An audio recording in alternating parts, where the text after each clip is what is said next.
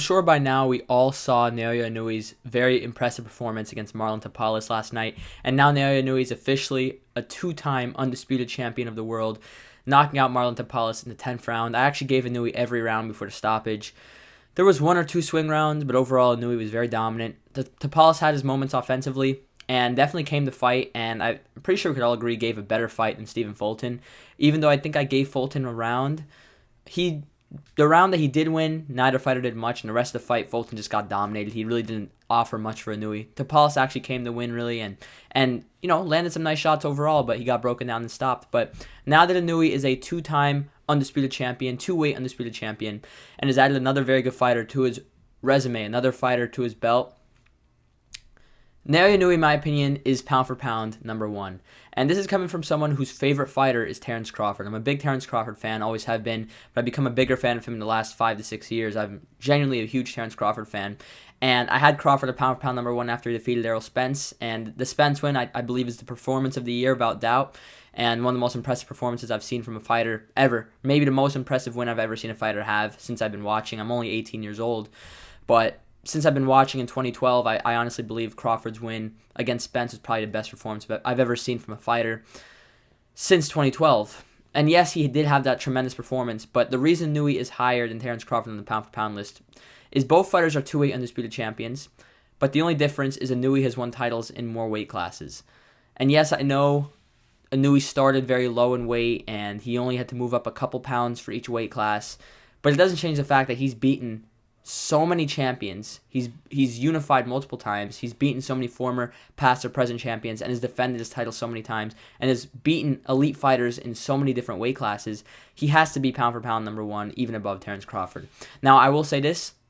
Crawford rematches Spence and beats him. I think it gets closer again. I still think Inoue might edge him out, but if Crawford does move up and beats Tim Tszyu or someone in that range and wins the belt in another weight class, he definitely surpasses Inoue. Even if he beats Boots Ennis, I think I'd put him back above Inoue. Because yes, accolade-wise, Inoue's higher, but I don't think Inoue's beaten anyone on Errol Spence's level. And you can argue that he hasn't even beaten a fighter as good as John Ennis off of pure ability, pure talent. I mean, you can argue Fulton is better than Ennis. I think they're very similar.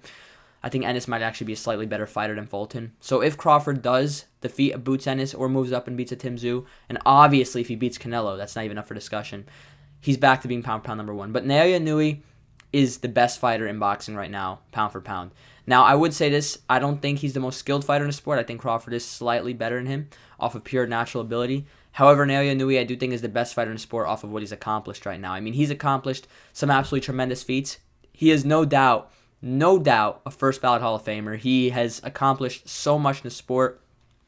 And the thing about Inoue is he's also been so dominant on this path. I mean, Inoue's had one very tough fight in his entire career from what I've seen, and that was that first Donaire fight. The second Donaire fight, he demolished him in 2 rounds. So Inoue's been very dominant on this path as well. I mean, you look at both times he's gotten undisputed. He won by 11th round KO against Paul Butler, where he won every round, dominated him, and ended up stopping him. And then you look at the other fight where he won undisputed against Marlon Tapales yesterday, or earlier today. He dominated that fight as well, won every round, or virtually every round, broke him down and stopped him late. You look at the unification fight against Stephen Fulton, which was, in my opinion, still the best name in his resume, and also the fight that was a true make or break for Inoue. A lot of people were saying that he was going to get exposed.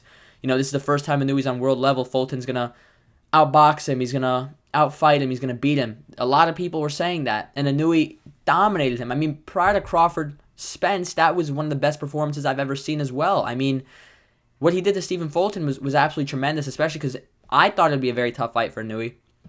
I picked him to stop Fulton, but I thought he would have to dig very deep. I thought he'd definitely give up a lot of the early rounds and would have to claw his way back in the fight before breaking him down.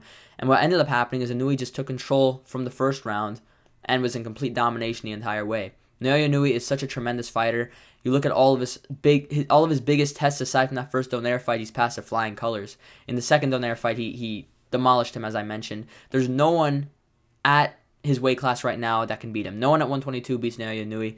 And it's crazy because before Inoue moved up in weight, I considered 122 one of my favorite weight classes because I felt it was such a good weight with so many solid fighters. I was picking Inoue to beat all these guys, but I thought these would all be really difficult fights for him, and they really haven't been. He's walked through 122. I mean, 118 has given him a tougher time than 122 easily because Donaire almost stopped him, and Donaire won a good 4 or 5 rounds, in my opinion. When you look at 122, no one's given him any issues. And this is a weight class that had Fulton, Akhmadaliev, Roman, Angelo Leo, Rais Salim, Louis Neri. It had all these solid, respectable guys, and still has a few of them. I mean, we have Sam Goodman from Breaking Bad. He's in this weight class. You have Louis Neri, his old rival, and in hindsight, that fight would have been a mismatch. If him and Neri fought all those years ago, like a lot of people were asking for, Inoue would have destroyed him. I was picking Inoue to win always, but if they fight now and if they fought then, Inoue would comfortably defeat Louis Neri. Louis Neri doesn't offer Inoue much. He has some power. I think Inoue would fight a little more strategic against Neri, and because of that, I see him dominating Neri and knocking him out, making him quit, just like Brandon Figueroa did. I mean, I honestly, at this point, if I'm looking at Inoue's career, I would like to see him defend that undisputed title because he's only fought 3 times in this weight class. He just moved up. I'd like to see him defend that undisputed title against Murujan Akhmadaliev. At minimum, fight Murujan. If he really wants to show how dominant he is, I would like to see him really take out this weight class. Because I think 126 is still trying to figure itself out. We still don't know who the top dog at 126 is. There's so many candidates. I would let those guys beat each other a little bit. And in the meantime, take out Akhmadaliev, take out Louis Neri, take out Sam Goodman, take out all these contenders around you, and then move up to 126. I want to see Inoue reign a little bit. I want to see him destroy 122. I mean, I would have liked to see him have a title defense at 118 as well, to be fair. Even though 118 was a weight class that Inoue's just way too good for. He took out the number 1 and number 2 guys at 118 are Jason Maloney and Manny Rodriguez, and he destroyed both of them, especially Rodriguez. He demolished him, but Maloney he dominated, but Maloney came to fight and was tough, but Inoue dominated both of those fights, right? When you look at 118, there really wasn't much for Inoue to do. I mean, he could have fought Vincent Astrolabio just to defend that undisputed one time. So I would have liked to see him do that. I would have liked to see him have one fight at 118 just so he could defend that undisputed honor. But now at 122, he really could do that because there are a lot more contenders for him to fight. I would still love to see the Murujan Akhmadaliev fight. I think that fight would be really fun. Inoue would dominate him, but Akhmadaliev is a very high-level fighter with a lot of natural ability, good power, good fundamentals, high work rate. I think that fight would be better than the Tapales one even. And the funny thing is I thought Murujan deserved that win against Tapales as well, and I believe Murujan had an injury. His hand was injured or something in that range. So who knows how good Murujan would do against Inoue, if we're being honest, because he should have beaten Tapales in most people's minds with an injury. So if he didn't have that injury, he probably would have beaten him 9 rounds to 3, 10 rounds to 2. I mean, Inoue was able to stop him, but he had some issues with Tapales just off of his work rate and his toughness, and his inside fighting gave Inoue some issues, as well as that Philly shell. It was giving him a little bit of issues. So maybe Murujan would really be able to push Inoue harder than... I think he would give Inoue the best fight out of anyone in the weight class. So I would like to see him fight Murujan, and then, best case scenario, I'd like to see him also fight Louis Neri and Sam Goodman, just so he can really assert control of this weight class. And then once he cleans out the weight, he can add that to his resume. He cleaned out 122. That can be added as another accolade for him, right?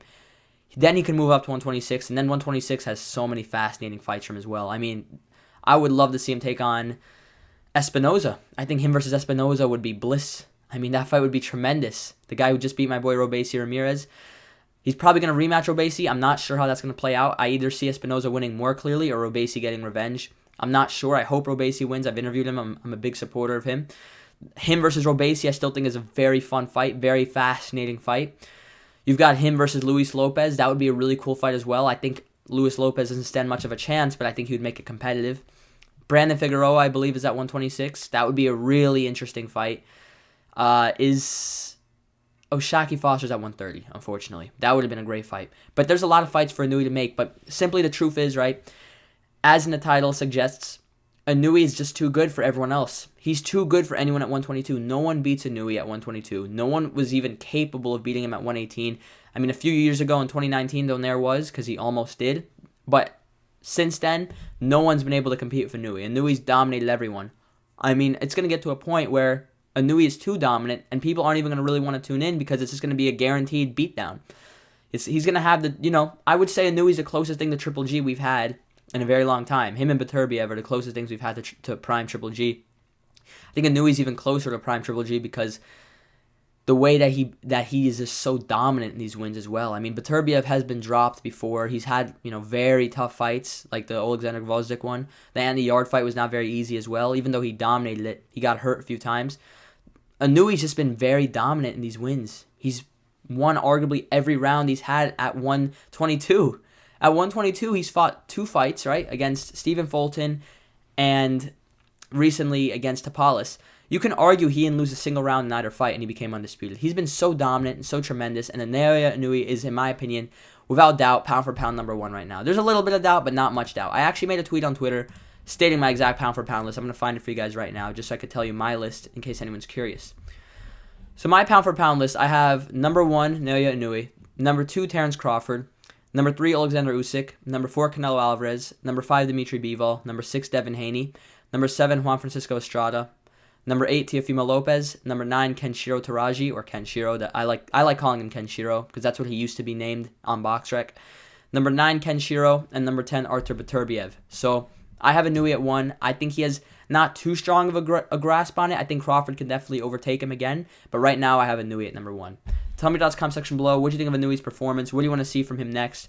Tell me what you really thought of how Inoue looked overall. I mean, it was a great performance. Do you think anyone at 122 can beat him? I mean, I see Marujan giving him a fight, but I see Marujan losing. I see Goodman losing. I see Neri losing. At 126, that's a different discussion. I think those guys are really solid, especially Espinoza. I think that fight would be so fun. Thanks for watching, guys. Tell me in the comment section below. Have a good one, guys. God bless. I'll see you guys later. Peace.